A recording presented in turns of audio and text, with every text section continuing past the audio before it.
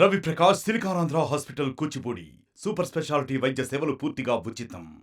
BJP నేత ఏలేటి మహేశ్వర్ రెడ్డి ఉన్నారు, మాట్లాడదాం. ద్రవ్య వినిమయ బిల్లు పాస్ అయింది, మీకు అవకాశం దక్కలేదు, ఇంకా చాలా మంది మాట్లాడేది ఉంది. అసలు ఏం జరుగుతుంది సభలో, ఏం చెప్తారు మహేశ్వర్ రెడ్డి గారు? ఈరోజు పూర్తిగా అప్రజాస్వామికంగా భారతీయ జనతా పార్టీ గొంతు నొక్కడానికి కేవలం వాళ్ళిద్దరు కలిసి ఆడినటువంటి ఒక జగన్ నాటకం ఇది.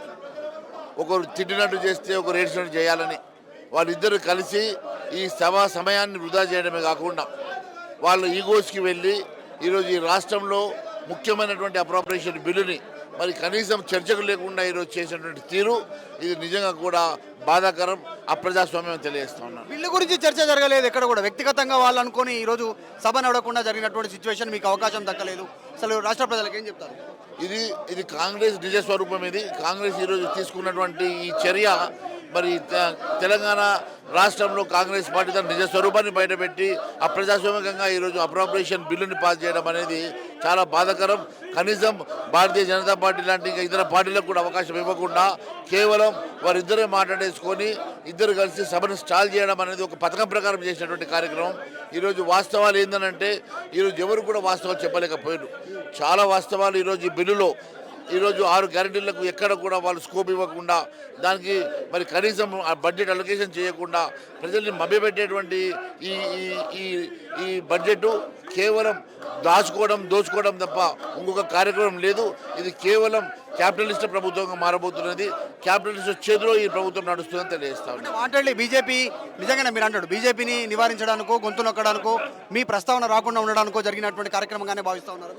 తప్పకుండా. ఎందుకంటే మీరు చూడండి, మరి సజావుగా జరుగుతున్నటువంటి సభలో సడన్గా ముఖ్యమంత్రి గారు రావడం ఏంది, మరి కొన్ని కామెంట్ చేయడం ఏంది, వీరు దాన్ని మరి స్టాల్ చేయడానికి వీళ్ళంతా మరి 2-3 గంటల పాటు సభను మరి విరామం ఇవ్వడము, దాని తర్వాత మరి మా గొంతు నొక్కి మాకు మైక్ ఇవ్వకుండా కట్ చేయడం, ఇదంతా చూస్తూ ఉంటే భారతీయ జనతా పార్టీ వర్షన్ ఎక్కడ కూడా బయటకు రాకుండా అప్రాపరేషన్ బిల్లు మా వాయిస్ లేకుండా మా స్టేట్మెంట్స్ లేకుండా ఈరోజు వీరు తీసుకున్నటువంటి కార్యక్రమం చాలా బాధాకరం తెలియజేస్తారు. ఆసక్తిగా గమనిస్తూ ఉన్నారు సభను రాష్ట్ర ప్రజలకు బీజేపీ నేతగా మీరు బీజేపీ నాయకుడిగా ఏం చెప్తారు మహేశ్వర్ రెడ్డి?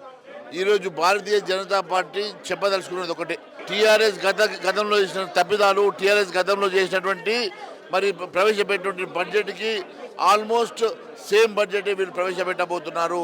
వీళ్ళు టీఆర్ఎస్ని మాత్రమే ఫాలో చేస్తూ ఉన్నారు.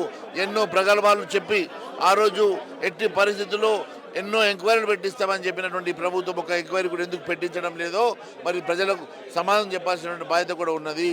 ఈరోజు వీరందరూ కలిసి మరి నువ్వు కాకుండా నేను అన్నట్టు, నువ్వు ఒకరు తిట్టినట్టు చేస్తే ఒకరు వేసినట్టు చేసి అన్నట్టుగా వీళ్ళు కలిసి ఆడుతున్నటువంటి నాటకం. ఎన్ని రకాలుగా వీళ్ళు మమ్మల్ని నివారించే ప్రయత్నం చేసినా ఖచ్చితంగా ప్రజలు మా వైపు చూస్తూ ఉన్నారు.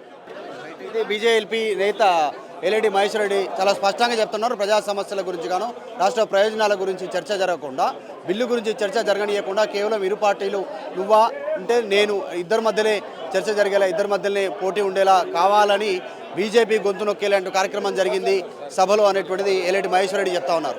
వీడియో జర్నలిస్ట్ గణేష్తో మధు మల్కేడ్కర్, అసెంబ్లీ. మరిన్ని వీడియోస్ కోసం ఛానల్ ని సబ్స్క్రైబ్ చేయండి, లేటెస్ట్ అప్డేట్స్ కోసం వాట్సాప్ ఛానల్ ని ఫాలో చేయండి అండ్ లింక్ డిస్క్రిప్షన్ లో ఉంది.